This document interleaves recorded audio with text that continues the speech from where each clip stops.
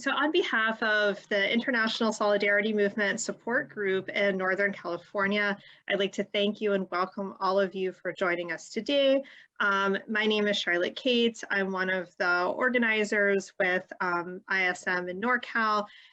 You might also know me through Samidoun Palestinian Prisoner Solidarity Network, out of the Palestine Right to Return Coalition, or the US Campaign for the Academic and Cultural Boycott of Israel.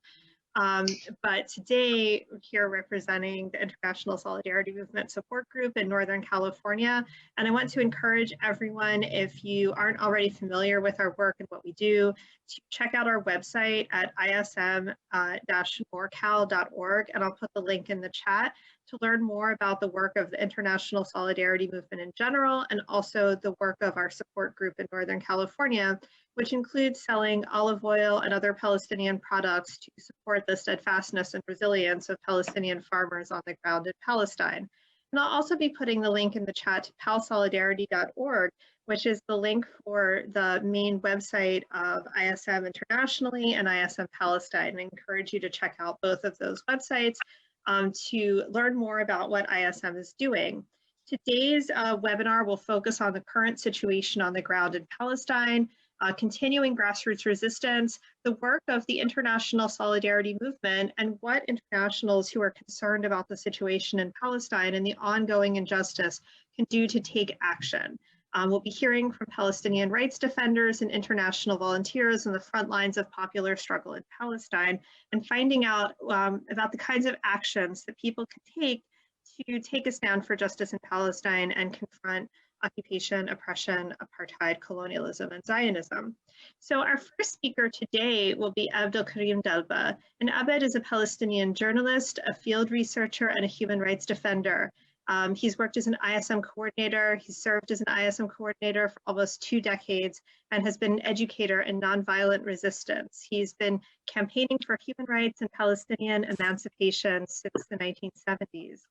So we're very honored to have you with us today, and we'd love to hear your thoughts on the current situation on the ground in Palestine, the effects of COVID-19, ongoing grassroots resistance, and anything else that you'd like to share with us today. Welcome, Abed.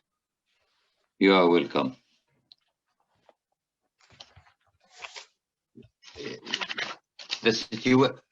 Welcome, everybody.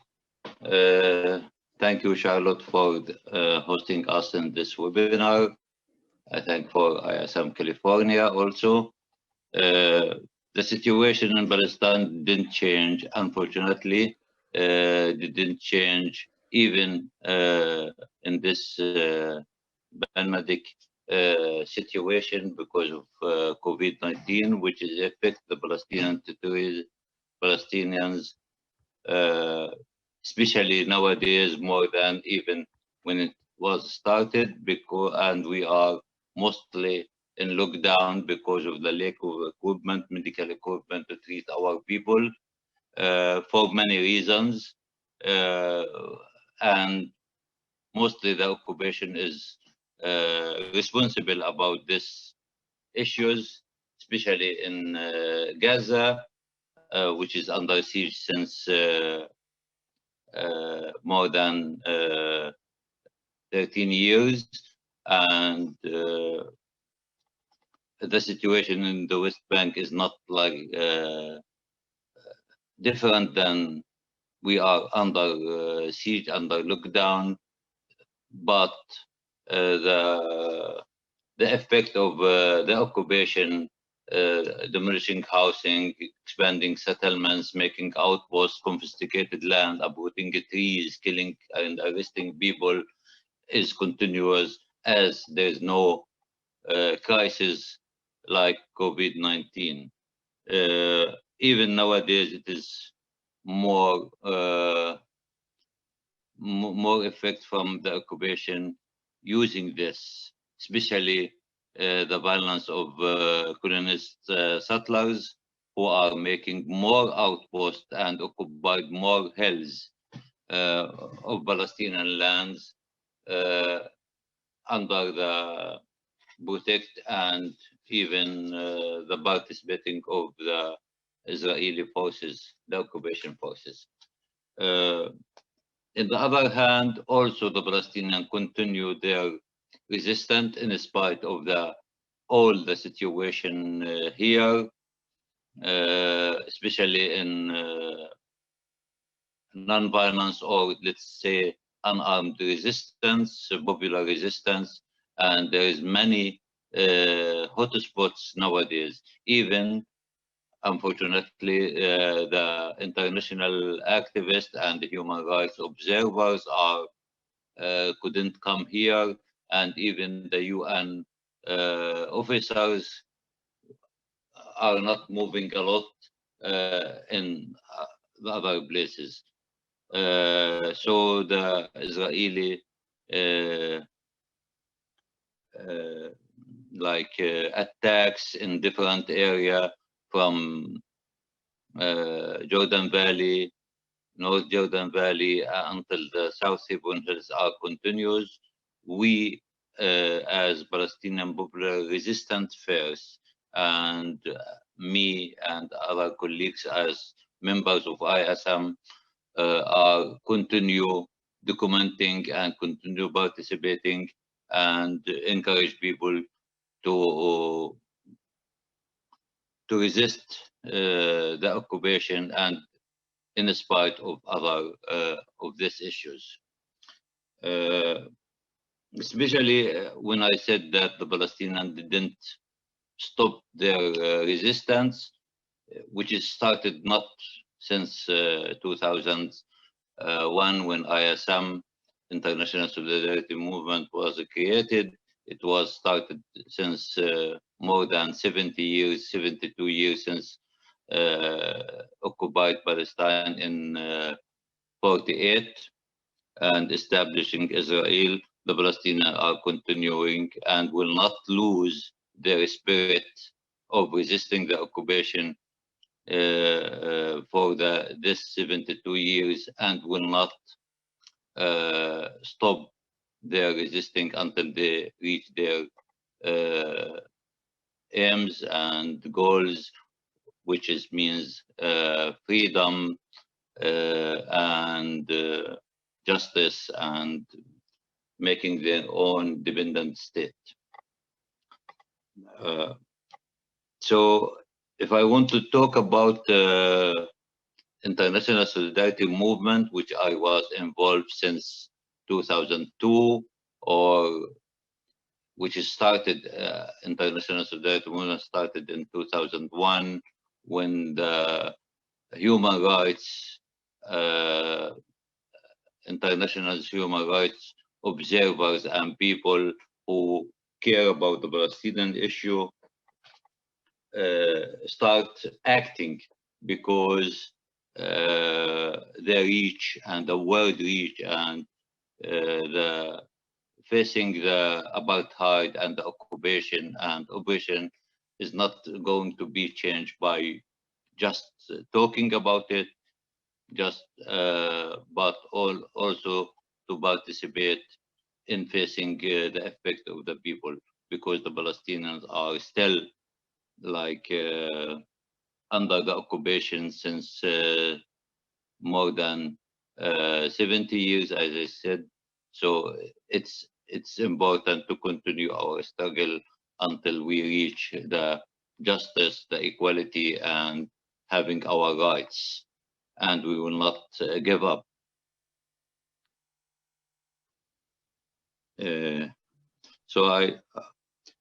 This is ISM started, and unfortunately nowadays under COVID-19 crisis all over the world and in Palestine, there is no other international activists can come, but also the international activists around the world, in North California, in USA, in Germany, in Spain, and other.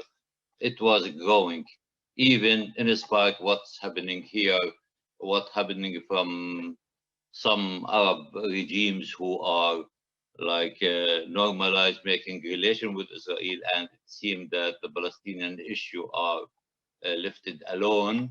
But even if it's lifted alone, like ISM, activists and other international human rights around the world, we see the hope, because those people are standing with us, and we demand that more people are standing with the Palestinian case, with the Palestinians issues, and through those activists doing actions, even direct action in UK, in USA, and also uh, other groups like Samidun, like BDS issues are doing a lot of work that gives the Palestinian hope, and that gives the popular resistance here more powerful tool that we continue our resistance. Today or every day, in every places, we are like facing the indirect actions, the attacks from the settlers and the occupation.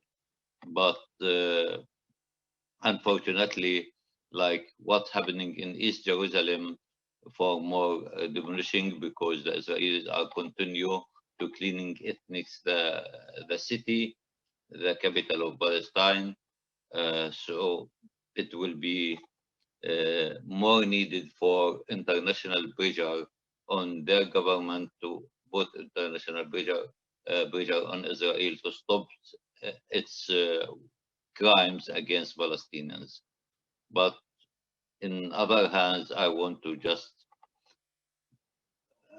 see that even under this bad situation, and under the disappointment from what's happening in politics in general, the Palestinian people are live nation, and will continue by themselves and by the support of human rights defenders around the world. Thank you.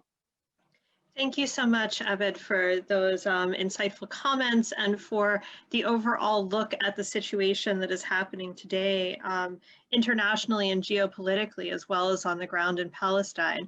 I want to encourage participants, if you have questions or comments, to please leave them in the Q&A box or in the chat. We will be monitoring them, and we will be turning to our speakers with questions after they have made their initial presentation. So please feel free to put your comments and questions in the chat box. I also do want to highlight something that Abed mentioned in his talk, which is the direct action that's taking place in places like the UK. There's a group called Palestine Action that has been doing some incredible organizing and direct action confrontation of Elbit, an Israeli arms manufacturer, and other complicit corporations. And so I put their link in the chat. So please do check out Palestine Action for more information about their work.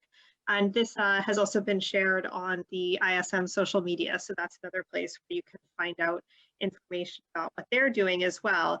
And I also wanted to let people know about PalBox, which is a great initiative if you're familiar with subscription boxes, you know, to get goods or household goods, makeup, home items, things like that. PalBox is similar, except proceeds go to support the international solidarity movement, and all of the items are purchased from Palestinian cooperatives and farmers and artisans. So this is at palbox.org. Please check it out as well.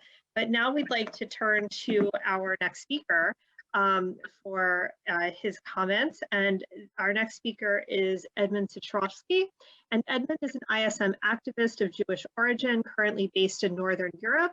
In the summer and fall of 2019, he volunteered with ISM in Palestine, taking part in solidarity actions in the east of Jerusalem, in Hebron, and in the Jordan Valley. He was banned by the Israeli government from returning, and he now works to advocate for Palestine locally and in the media. Edmund, we'd love to hear your thoughts on international solidarity, the situation in Palestine today, and what people can do to take action. Thank you all so much, Charlotte, for the introduction, and thank you everyone for being here today. I'm really excited to be speaking today on this webinar, and to be honest, a little bit nervous too. My name is Edmund Citrovsky. and I am an activist and ISM volunteer currently based in Germany. Today, I want to tell you a little bit about myself, my time volunteering with the International Solidarity Movement, and how those experiences impacted and influenced my activism today. So I first learned about the situation in Palestine during the Second Intifada in the early 2000s while I was growing up in East Asia, in China and Taiwan. My father is Austrian Jewish from Vienna, and both of my grandparents were some of the only ones in their families to survive the Holocaust. And as a child, I learned about the situation in Palestine from a very young age.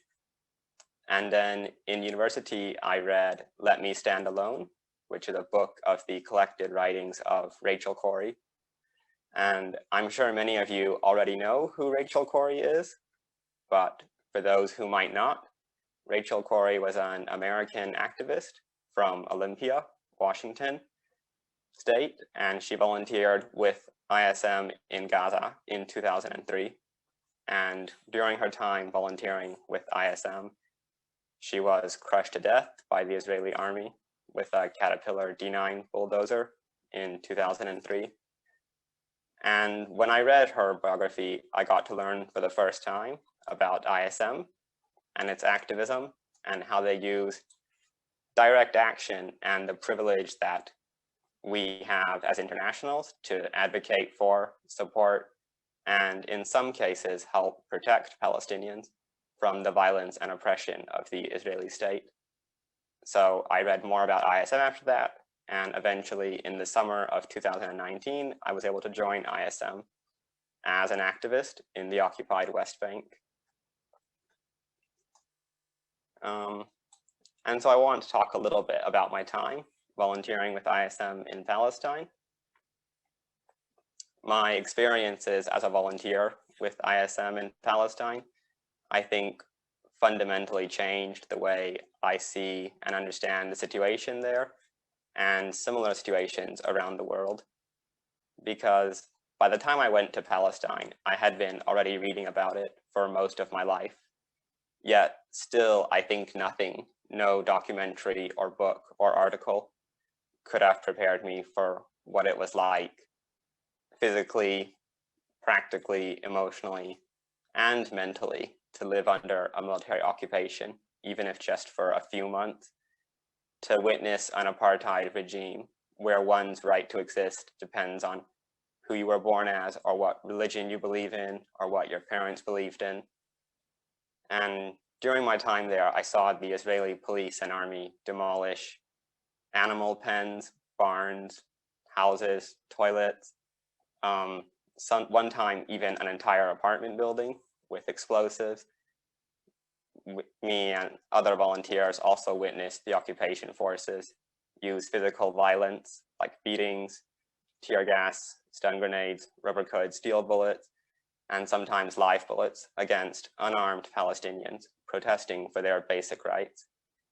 And when facing this kind of extreme and often indiscriminate violence from occupation forces, I was very grateful for the training I received when I first joined ISM. And here I want to thank Abed. Abed trained me when I first joined ISM last year. And training wasn't just about all of the dangers and risks that one might possibly face. Training also taught me how to protect myself and those around me and those who are most at risk. And from that training, I was able to take part in a number of actions and protests. We would try to stop the demolitions of civilian homes. We would accompany Palestinian children on their way to school and back. We would try to support at-risk farmers during the olive harvest, who were sometimes attacked in their fields by illegal Israeli settlers. We would document and raise awareness about rights abuses committed by Israeli police and soldiers, and other kinds of activism and projects to support the Palestinian communities who are most directly targeted by the current apartheid system.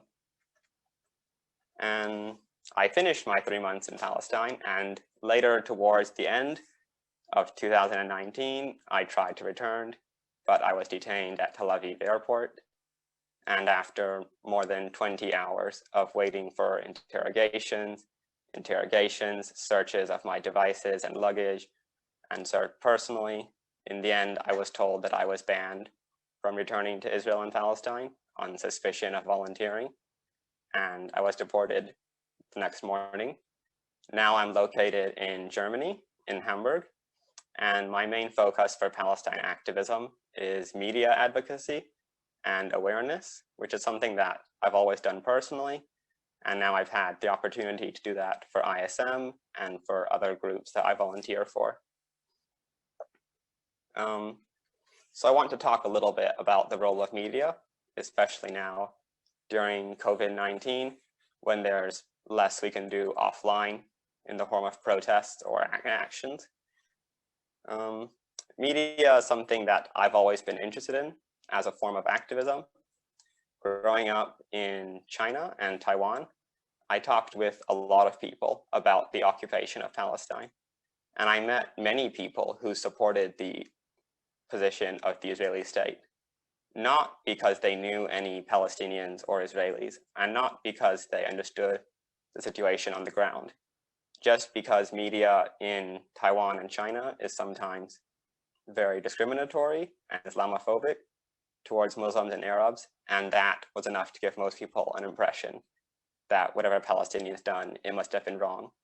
So from a very young age, I understood the extreme power of media in shaping opinions and mental images and perceptions about situations all around the world. And on my own, I can't change state media or media in a country, but I can try to provide a different perspective, a different narrative, both on my personal accounts and more recently for the groups that I volunteer for. And it's one way I can continue to support the Palestinian struggle, even though I'm banned right now from physically returning. And so when it comes to online activism for Palestine, there are a few things that I learned in Palestine that I really value and that I think help me today in how I talk about Palestine. And I want to share those with you. One thing that I do differently is that I'm much more mindful of the overall image I portray. So before I went to Palestine, a lot of what I posted about was atrocities or human rights violations committed by Israeli occupation forces. And I still think this is something really important, especially for people like me, who are people of privilege and never grew up under oppression or occupation. It's important for us to understand what is the brutal and often painful reality of just daily life and existence under apartheid in Palestine. But when I went to Palestine, yes, I saw pain and suffering and victims of violence, but that's not all I saw. I also saw incredible determination, resilience, kindness, strength, and people who survived 70 years of military oppression by mutual support and community resistance and working together to overcome this. So today, when I think about the image of Palestine that I want to show people, I don't just think about the occupation and the terrible things that it does. I also think about all of the Palestinians that I met in Palestine. I think about the people I met in Wadi Hummus, East Jerusalem, who took in their neighbors after their homes were demolished by the Israeli army. I think about the villagers in Kafr Kadum who have protested almost every single week for 8 years now to demand access to their lands and their roads that were seized for illegal settlements. I think of the Bedouin family I met in Masafer Yatta in the South Hebron Hills. Their home had been demolished 5 times that year by the Israeli army, and it was only in September when I met them. Their home had already been demolished 5 times in the last 9 months, yet they were determined to stay and to live on their land and to raise their flocks on their ancestral homeland. And I think of all of the Palestinian activists I met who would risk years of imprisonment or the deadly force of the military in order to save their comrades and co-activists from arrest. And that determination not to be survivors and to overcome what's happening and to help each other and their community, that energy inspires me today, not just personally in the future that I seek for society, but also professionally in the narratives and the stories I tell. I don't just want to talk about oppression, but also of resistance, of people finding their own solutions to overcome this inhumane apartheid system. And another thing that changed for me personally after visiting Palestine and volunteering with the international solidarity movement was how I understood BDS. And again, many of you might already know what BDS is, but for those who don't, the BDS movement is a movement representing the majority of Palestinian society, and it works to pressure Israel to comply with international law through boycotts and sanctions and divestment. And before going to Palestine, I understood BDS from a political and a rational perspective, but I didn't totally understand why it was so important for Palestinians or why the parties and governments that support the occupation oppose it so much. But once I went to Palestine and I saw firsthand the role of the international community in creating and continuing to maintain the occupation of Palestine, I think I understood it much better then. So for example, in East Jerusalem and in the Bedouin villages of the South Hebron Hills, I saw children forced out of their homes so that their houses could be smashed apart by bulldozers from JCB, from Caterpillar and Hyundai. These are British, American, and South Korean bulldozer manufacturers. Or in Essaouira, we would see Israeli police using Chevrolet, or like US-based car manufacturers, vans to carry out night raids on sleeping families and arrest children for interrogation. There would also be soldiers at protests carrying US-manufactured Ruger rifles. And in the Yatta area, south of Hebron, I saw EU-funded humanitarian projects like water pipes, solar panels, and temporary housing seized and destroyed by the Israeli army, which is the same army that is supported by certain EU nations through arms sales, in some cases gifts of arms, so-called aid. So yeah, I saw an occupation that was not just of the Israeli state, but supported and enabled with weapons and tools and diplomatic and political support from all around the world. And so to me, BDS is about ending not just the Israeli occupation, but also the corporate and the international occupation of Palestine.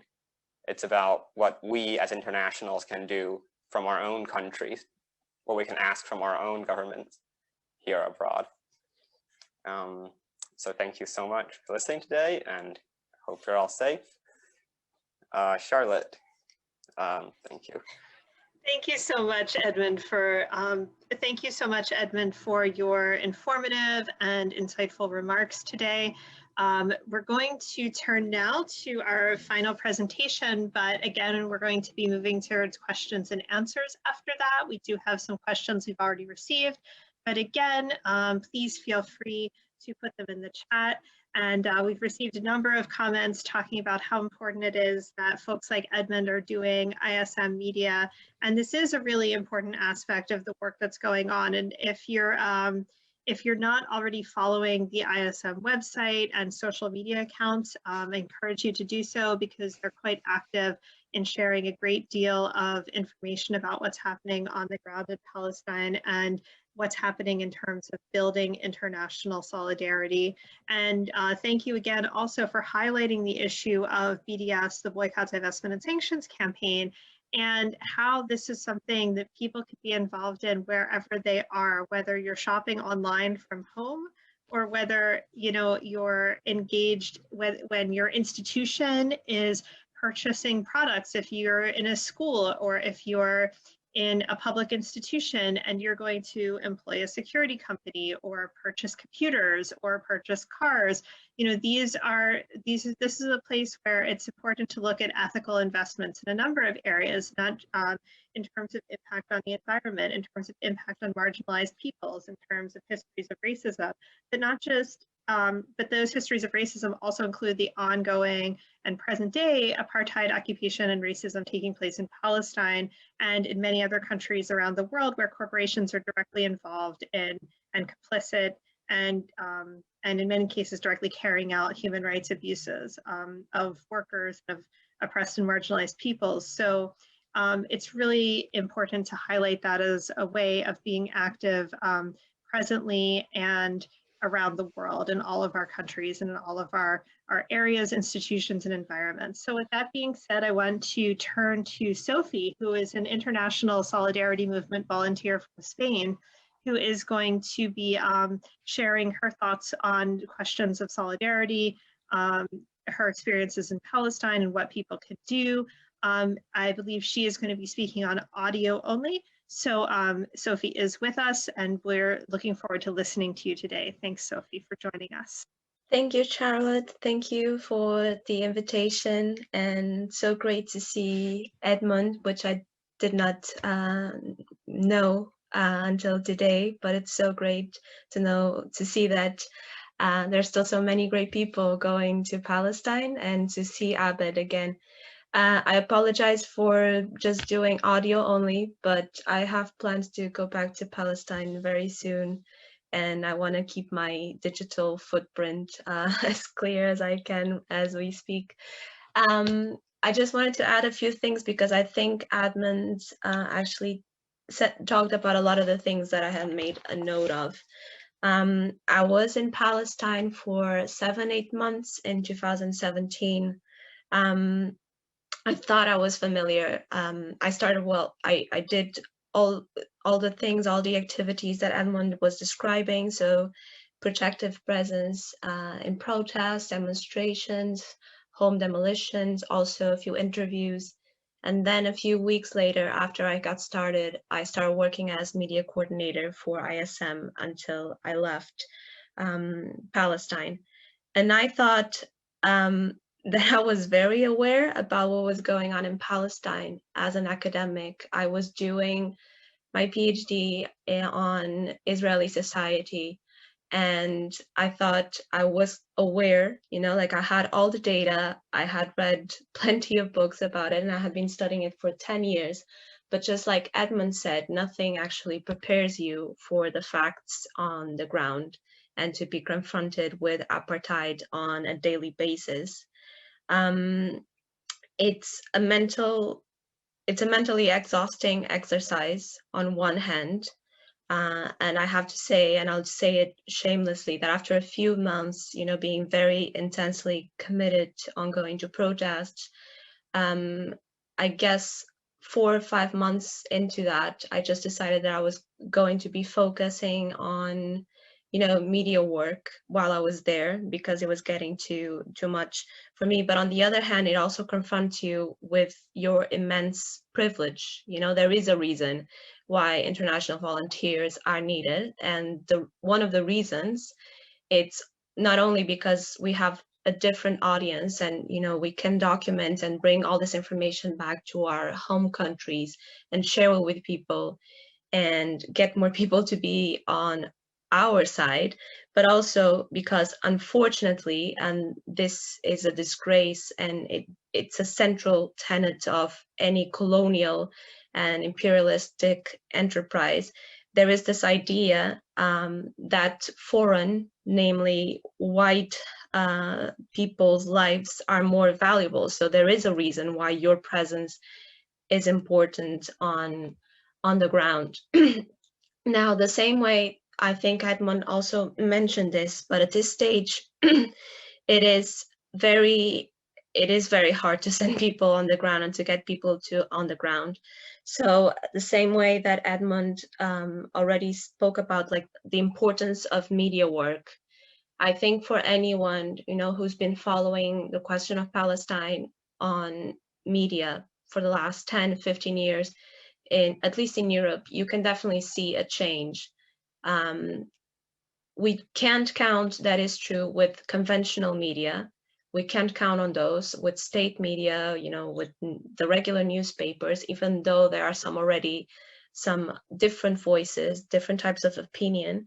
But it is true that the fact that we have now have more access to information is more readily available in any platform. We can spread that information ourselves. That puts any type of media job, like Edmund was saying, in a very central position to spread the word about Palestinian resistance. And then he was also talking about the BDS. This is, I think, incredibly crucial, because we can still be doing work directly with ISM, even though we can't be on the ground, you know, through crowdfunding, spreading the word with other people, and basically convincing other people, you know, to join it whenever they can, but at the same time to engage with other organizations and with other initiatives in our home country. And BDS, yes, it's a great option. I think that it's very much active in Europe, has different groups, but we can do it locally, and we can spread the word in very different ways. And I think it is very important, especially during this pandemic, to find alternatives to what would be our work on the ground. And as Abed usually says, and he used to say it all the time, a big portion of our work is the one that we do when we come back home, you know, after we experienced all after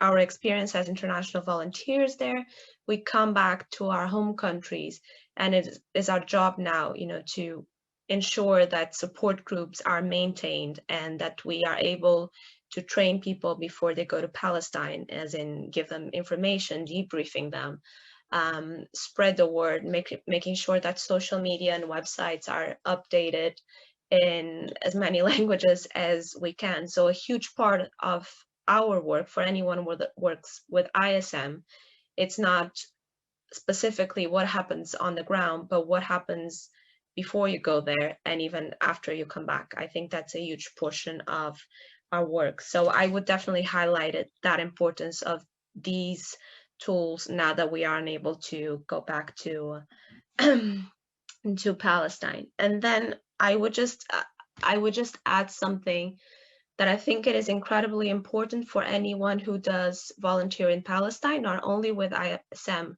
in Palestine and other similar situations of apartheid, colonialism, racism, which I think it's something that we should avoid at some stage, which is like the romanticization of resistance. Resistance can be a beautiful thing, any form of resistance, and we are part of resistance in our day-to-day lives most of our times.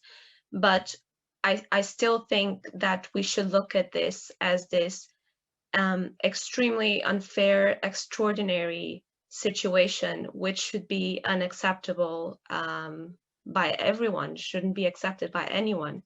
So when we look at any event of resistance, for instance, the image of a Palestinian child throwing a stone, when we look at it, we should be, as part of an international community who should be committed to respect for human rights, we should be ashamed that anyone should have to be put in that position of daily resisting for their lives. And so it is our job to make sure that the future generations will not have to go through the same problem, will not have to be resisting daily for their dignity and for the protection of their basic civil human rights. So I just wanted to add that before we proceed to the discussion. Thank you so much, and thank you for those comments about the importance of the movement to boycott Israel and to boycott complicit corporations, and to to build a movement that takes action to hold accountable all of those parties, including the Israeli state, as well as the governments and corporations that enable its war crimes and crimes against humanity, responsible for their ongoing oppression, apartheid, racism, and settler colonialism practiced against the Palestinian people for over 72 years. I do want to encourage people, if you're interested in learning more about the international solidarity movement, we know that you can't go to Palestine right now, but in the future, you will be able to go to Palestine again, and you will be able to have the kinds of experiences that Edmund and Sophie talked about in terms of supporting the people like Abed who are doing the grassroots resistance on the ground in Palestine on a daily basis. And so I do want to encourage people to visit the website of ISM Northern California, the ISM support group in Northern California at ismnorcal.org, as well as palsolidarity.org, the international website for ISM in Palestine, and learn more about our activities. Contact us. Let us know if you'd like to become a volunteer in Palestine, or if you'd like to get involved with our activities locally, and work to make a change and stand with the Palestinian people, particularly at this critical time. And of course, when we talk about COVID-19, we talk about the threat of the pandemic. Just like when we look at countries around the world, we can often see that those who are most marginalized, those who are subjected to racism, those who are subjected to discrimination, prisoners like the 4,500 Palestinian prisoners in Israeli jails, are those who are most vulnerable and who are most threatened by the spread of this pandemic. And so it's very critical that this moment does not allow our solidarity to be suppressed or silenced. So with that being said, I'd like to turn to the questions and answers after these amazing presentations. Thank you so much again to all of our attendees and all of the participants for being here today. The first question we have is one for Abed, and this question is, how did you organize resistance this year? And to tell us more about the Faza campaign, please. And this is a question from Rada. Yeah. Welcome to Rada. She is a great activist from IWBS, I think, and they are doing the same work that ISM do, based on Northwest Bank in the Istia and Salpit area. In general, how we organize resistance, it is like everyone. There is like a Palestinian activist all the time, and also a grassroots organization working on the ground. Mostly the direct action nowadays is reflecting to what Israelis attacks doing in confiscating land, demolishing houses, and making outposts. So according even to ISM principles as a Palestinian-led, that the Palestinian from the grassroots organization in general and in the place like Kufur Kaddoum or other areas used to organize their situation with discussion with other activists around the West Bank. The same like what we are doing during this year, the olive harvest. There is no international activist here, but there is some Israeli activists joining us, but mostly the organized resistance is coming by Palestinian activists, especially in the ground. When the Palestinians like face any attack or any kind of operation by the Israelis, and also especially in confiscating land or expanding settlements, they work together by meetings and then doing planning the activity. And some of the activities is becoming becomes like common in Palestinians.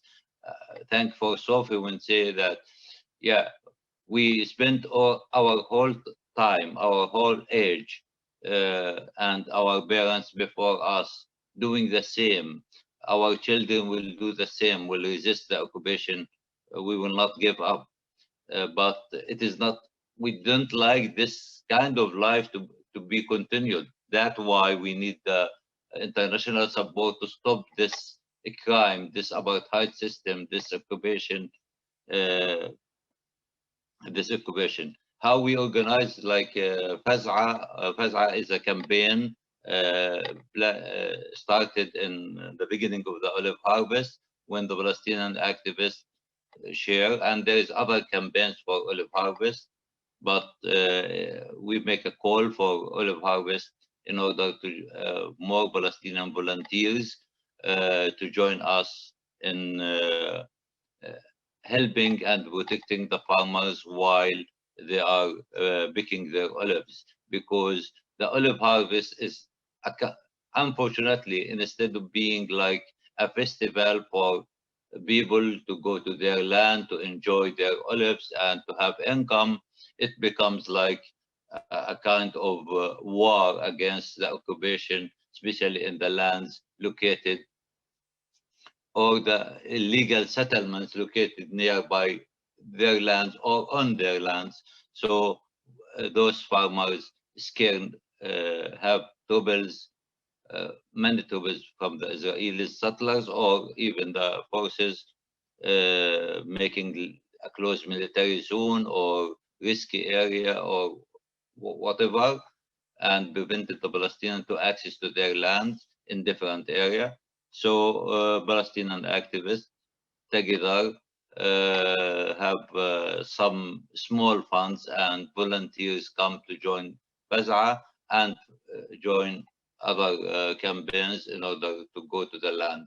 And we participate, and we face a lot of harassment from settlers, but because we are together and a good number, we managed to face this aggression from the settlers. And Faz'a is continue as a campaign, as a popular resistance campaign, not only for the olive harvest. It continue to be helping Palestinians in Jordan Valley, especially the affected people who are have house demolishing in Hamsa, in other areas in Jordan Valley, and still working. More Palestinians volunteers are joining many campaigns like this. And as you can see in this year, maybe more hot spots are facing the settlers and encouraged to resist the occupation. Kufur Kadum is continue its resistance since more than 8 years, as Edmund said, but also Kufur Malik in Ramallah area, in Jordan Valley, in South Hebron Hills, people are continue resisting the occupation. And thankful Edmund to see that this is our life. We are not like only victims.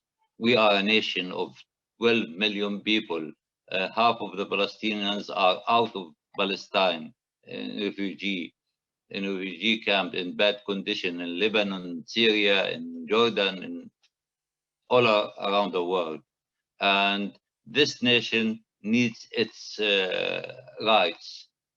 We will not melt within the Israeli apartheid system.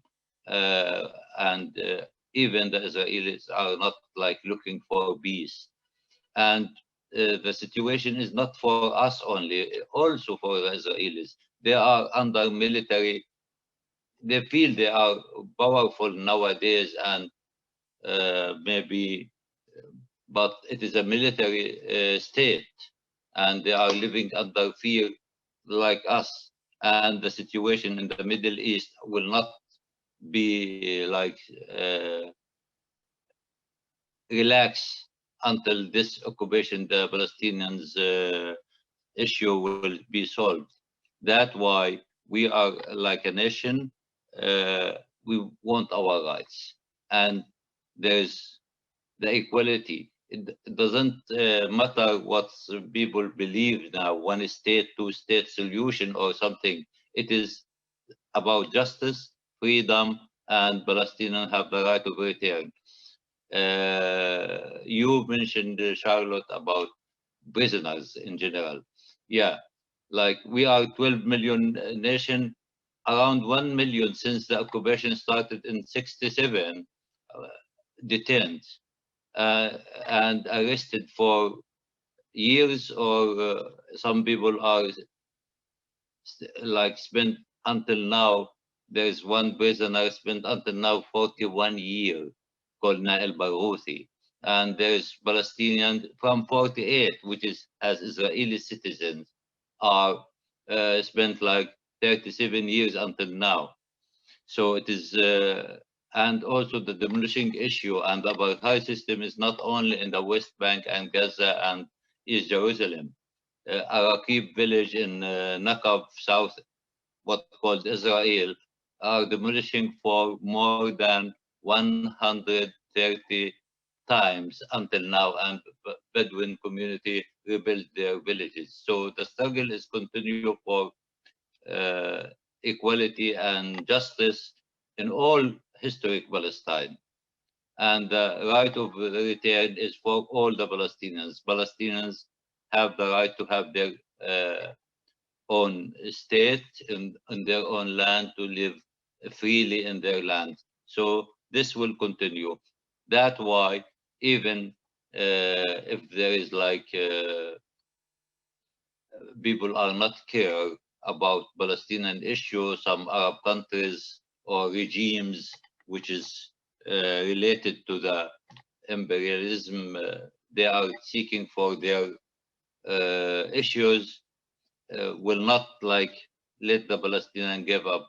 So we continue, and I think the new generation who made the first intifada, the second intifada will continue. Maybe less because of the pandemic situation and because of the long time of the occupation, because of the using a lot of operation from the Israelis and the violence, the army killing, arresting, and also the difficult of the life make some less Palestinians are participating in popular resistance, but daily there is popular resistance, like steadfasting and having hope.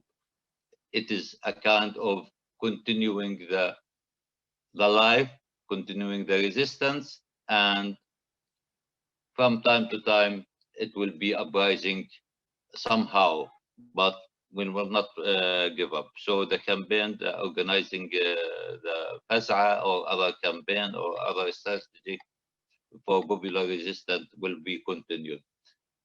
This is not like what I hope. It is the reality. Yeah, we will not be tired because this is the kind of life, and we don't love resistance because of resistance. We want to stop this resistance when we achieve our rights. And I think also it is important for people, the international community, for how they can support, because no one will be free when there is in the world some nations or a conflict in the world between any two countries.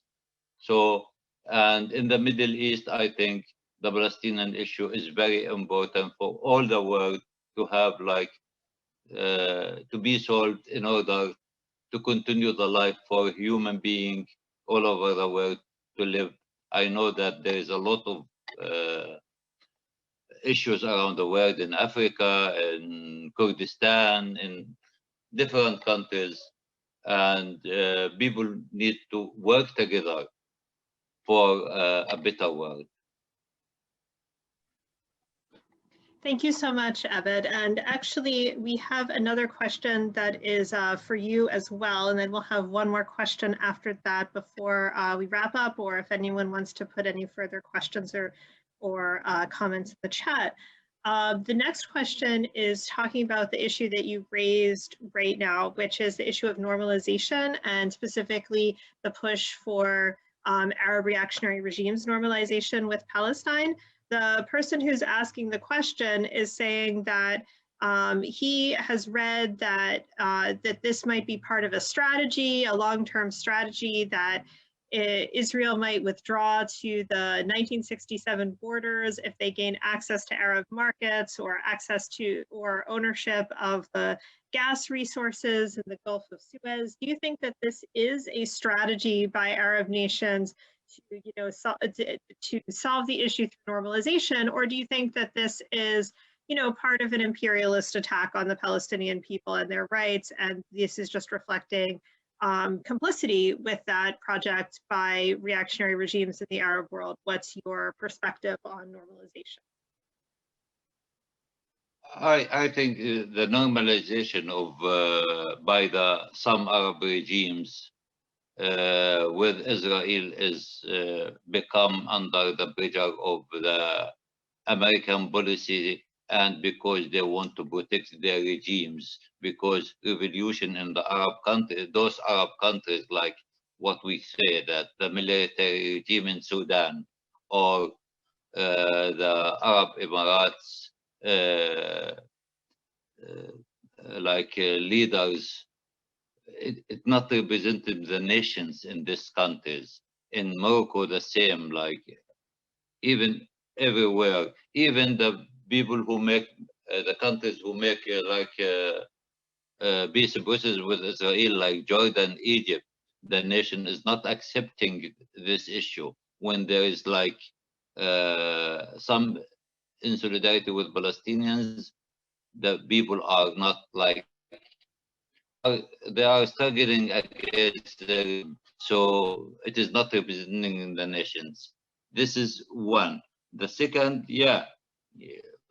I do think that this weakened the Palestinian, maybe weakened the leaderships, the Palestinian leaderships of the BA, like Abu Mazen, or from my point of view, because they depend on the support, the financial support from those countries, but and they don't want to lose their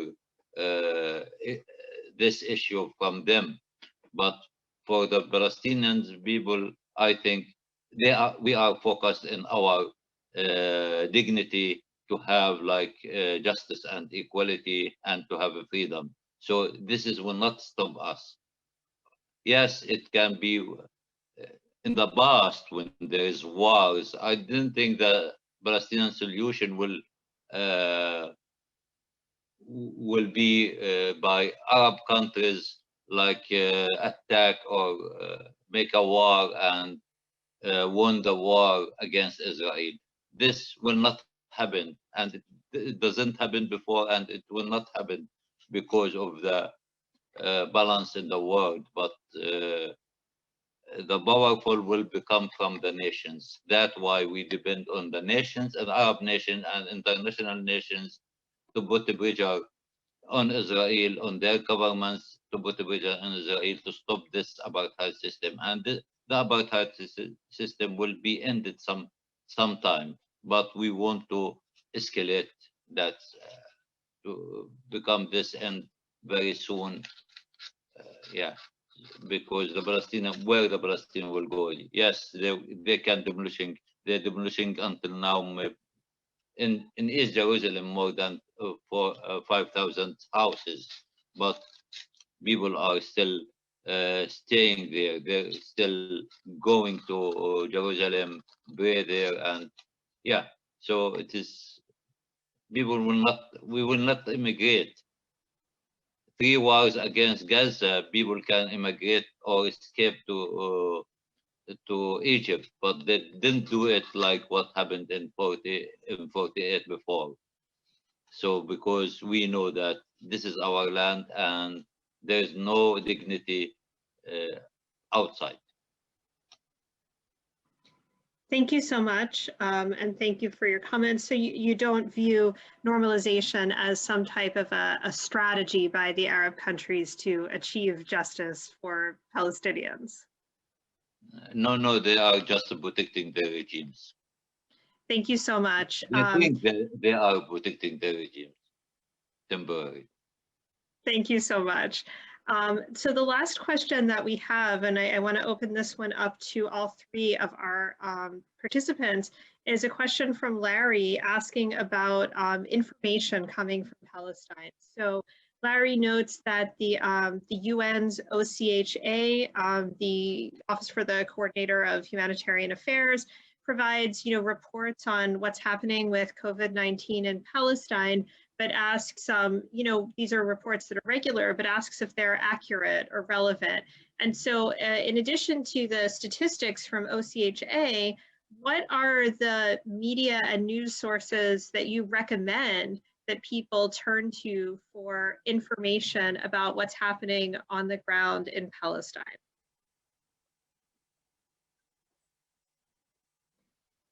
I don't know if Edmund, you'd like to talk about this in addition to Abed or Sophie? Yeah, maybe Abed can talk more about the numbers, which is something that I think he's more familiar with, and then I can comment on suggested media sites. Abed, do you want to address whether the statistics are accurate in your experience? About COVID-19? About COVID-19 and other matters that the UN kind of issues these statistical reports from the OCHA, from the Office for the Coordinator of Humanitarian Affairs on typically. I think the UN offices take their statistics from the Palestinian Ministry of Health. And yeah, according to our situation, I think it is a critical situation according to COVID, because the capacity of the hospitals, which is not like not improved in the past years during BA, the capacity is very limited. So the Palestinian tested around 2,000, 3,000 maximum in Gaza and 5,000 in Palestine, in West Bank and East Jerusalem. And from those tested, 1/3 nowadays, or more than 20% are affected, that they choose the most, yeah. So the situation is more than this, I think. And because the Palestinians have lack of income, so the lockdown is not working, because the people, if it's not working, they will not eat even. So it is a difficult situation, but people manage, because what they can do under the occupation, with lack of income, with lack of work, they are dying. Under COVID-19, they are dying, so nothing become. It is a kind of resistance what's going on.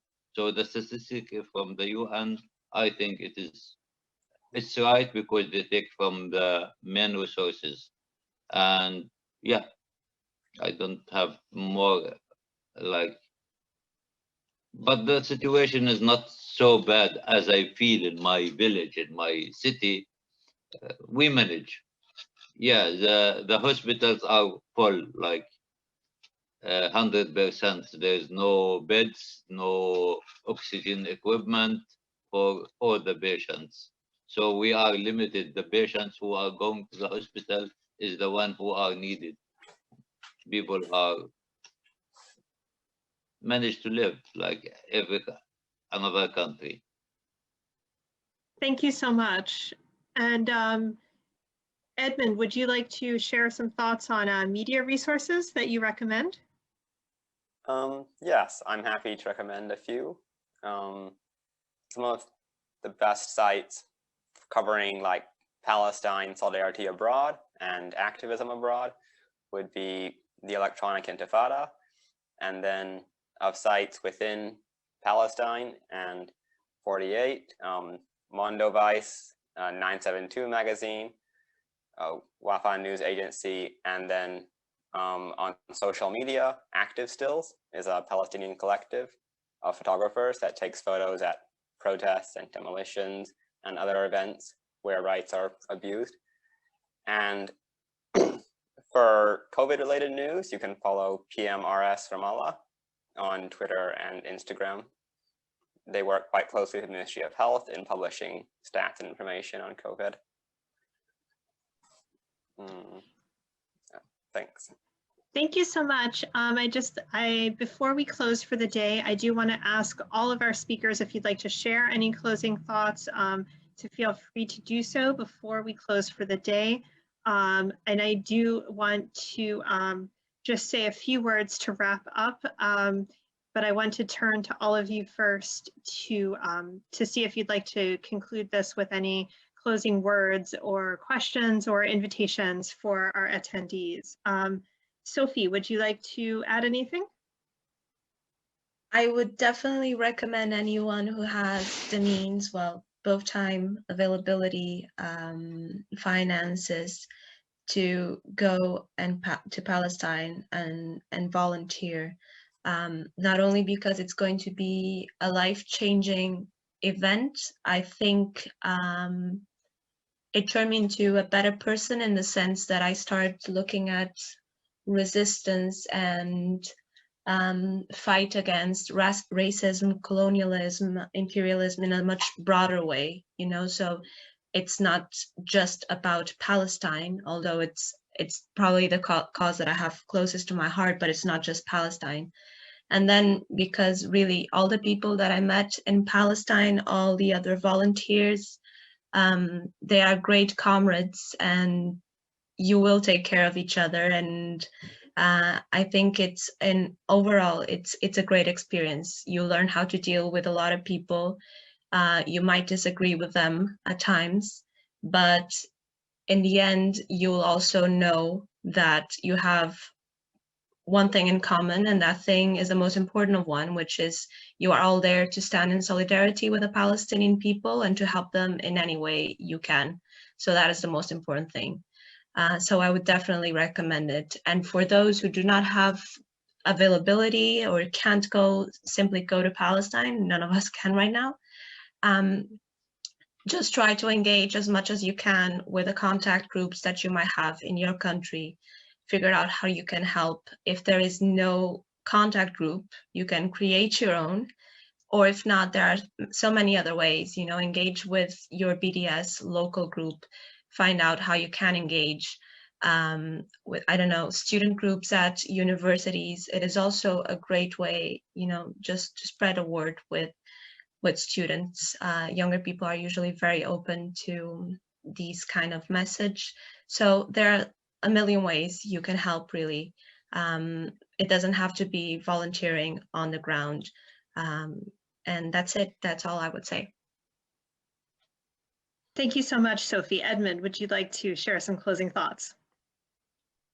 Yes, thank you so much, everyone who listened and attended today and shared your thoughts and questions. And I want to thank Charlotte for organizing this, and Sophie and Abed for speaking with me. And yeah, our goals as people concerned about Palestinian rights, our goals might be big and difficult in ending the corporate and international occupation of Palestine and changing the narrative online and in media. But I think together, step by step, with each of us doing our own part, it's something that will happen one day. So thank you a lot, and solidarity to all of you in your own personal struggles for justice and equality in your own way. Thank you. Thank you so much. And Abed, would you like to share your closing thoughts? Thank you.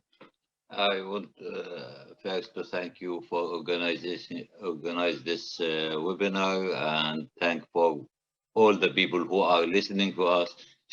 Even they are supporting us or just want to learn, and even those who oppose us. But I want to say something, that in spite of the complex and difficulties, the difficult situation that Palestinians live in Palestine, or even around the world in refugee camps or as a refugee around the world, that just for listening and care and learn about the Palestinian issues, especially like searching in media and using different media sources, and to work in I want to thank here like Edmund and other media resources that supporting Palestinian cause, or just saying the truth about what's happening, that we are still here. We depend and have hope if you support, even if you can come to Palestine, or if you can't, just like participate in action of justice around the world, especially for Palestinians. And we are here, and we are steadfasting in our country until we get our rights. And also we will participate in other countries or for other nations, that they will have their justice against many like operations happening for other nations. So we are together, have a powerful grassroots power for better world, inshallah. Thank you so much, and thank you to all of our speakers and to all of our attendees for your insightful and powerful words today, and for your important calls to action. I want to encourage everybody who's not already involved in an organization or isn't already campaigning for Palestine to get involved in your own way, whether you're able to go to Palestine in the future, or whether you're simply able to join a boycott campaign in your area, or whether you're able to buy Palestinian olive oil and share it with your community to support Palestinian farmers and support the steadfastness of the Palestinian people remaining on their land despite occupation, colonization, and apartheid. You can be part of standing in international solidarity with the Palestinian people. One thing that has been made clear today, and that the situation in Palestine continues to make clear, is that the forces of repression, of reaction, of racism, of colonization, of imperialism, of Zionism are allied together, are attacking the Palestinian people, are the same forces that stand behind the cops gunning down Black people in communities in the United States, behind the settler colonialism that continues to disenfranchise Indigenous people in the US and Canada, are the same forces promoting normalization and repression inside Arab countries, are the same forces standing with fascist movements in the far right around the world to threaten people of color and communities struggling for justice. So these forces are allied. So this makes it more critical than ever that forces for justice are also allied together to confront the corporations, to confront the governments, to confront the US government giving $3.8 billion a year to buy Israeli arms to kill and shoot and gun down Palestinians, to impose a siege on Gaza, that we stand together in a network of resistance, of solidarity, of steadfastness to support the Palestinian people who are living and dying on the front lines of the global struggle against imperialism and for justice and liberation. So I just want to encourage people once again to visit palsolidarity.org, to visit ismnorcal.org, to join the movement to boycott Israel, to take direct action, to organize in our community, to stand with the liberation of Palestinian prisoners, to stand with the liberation of Palestine, to support Palestinians in resistance, and to work together for return, for liberation, for a future without Zionism, imperialism, colonialism, racism, and all forms of oppression, because together our struggles are stronger, and together we can see a better world. And so thank you once again to all of our wonderful speakers for everything that you've shared with us today.